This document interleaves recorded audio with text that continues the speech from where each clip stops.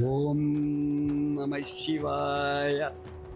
നമ്മൾ ഈ ക്ഷേത്രങ്ങളിലെല്ലാം ദർശനം നടത്താൻ പോകുമ്പോൾ ആ ക്ഷേത്രത്തിൽ ചെയ്യുവാൻ പാടില്ലാത്ത ചില കാര്യങ്ങളുണ്ട്. നമ്മൾ ഭയഭക്തിയായിട്ട് ഈശ്വരൻ്റെ തിരുനടയിൽ നേരെ നിന്ന് ദർശനം നടത്തുവാൻ പാടില്ല. രണ്ട് വശത്ത് മാറി നിന്ന് ദർശനം നടത്തി ഭഗവാന്റെ അനുഗ്രഹം വാങ്ങാൻ പാടുള്ളൂ.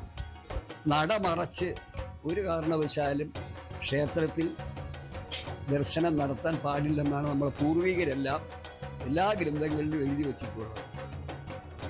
അതുമാത്രമല്ല, ക്ഷേത്രത്തിൽ നമ്മൾ അവിടെ നിന്ന് തീർത്ഥം വാങ്ങി രണ്ട് കൈയും നീട്ടി വലതു കൈയിൽ കുമ്പിള് പോലെ ആക്കി വച്ചിട്ട് ഇടത് കൈ വലത് കൈയുടെ അടിഭാഗത്ത് പിടിച്ച് തീർത്ഥം വാങ്ങി വായിൽ രണ്ട് ചുണ്ടിൻ്റെ ഇടയിൽ കൂടി അത് നമ്മളെ തീർത്ഥം കുറച്ച് ഒഴിച്ചിട്ട് ബാക്കി നമ്മുടെ ശിരസിലോ ശരീരത്തിലോ ഒക്കെ തളിക്കുവാൻ പാടുള്ളൂ.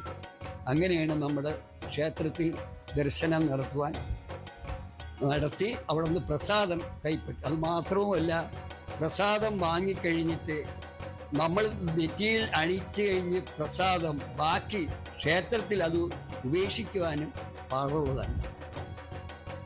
പിന്നെ അവിടെ ക്ഷേത്രത്തിൽ ചെന്ന് മറ്റ് കാര്യങ്ങൾ, ഈശ്വര ചിന്തയല്ലാത്ത മറ്റ് കാര്യങ്ങളെക്കുറിച്ച് അവിടെ സംസാരിച്ച് ഒരു ബഹളം വയ്ക്കുവാനോ മറ്റ് ആൾക്കാരെക്കുറിച്ച് പരദൂഷണം പറയുവാനോ മറ്റേതെങ്കിലും ചെറു പ്രാണികളെ ഉപദ്രവിക്കുവാനോ ഒന്നും പാടുള്ളതല്ല എന്നാണ് ക്ഷേത്ര ദർശനത്തിനെ കുറിച്ച് പണ്ട് മുതലേ നമ്മളെ പൂർവികർ പറഞ്ഞു തന്നിട്ടുള്ളത്.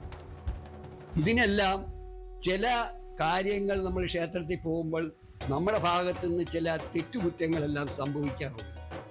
അപ്പം ഈ തെറ്റുകുറ്റങ്ങൾക്കെല്ലാം പരിഹാരമായി സാക്ഷാൽ പരമേശ്വരൻ്റെ മുമ്പിൽ നമ്മൾ ഒരു അപരാധം, അതായത് മനസ്സ് തുറന്ന് നമ്മൾ ചെയ്ത ഒരു അപരാധം, നമ്മൾ ചെയ്ത തെറ്റുകുറ്റങ്ങൾക്ക് ഒരു പരിഹാരമായി ഞാനൊരു ചെറിയ ഒരു മന്ത്രം ഞാനിവിടെ പറയാം.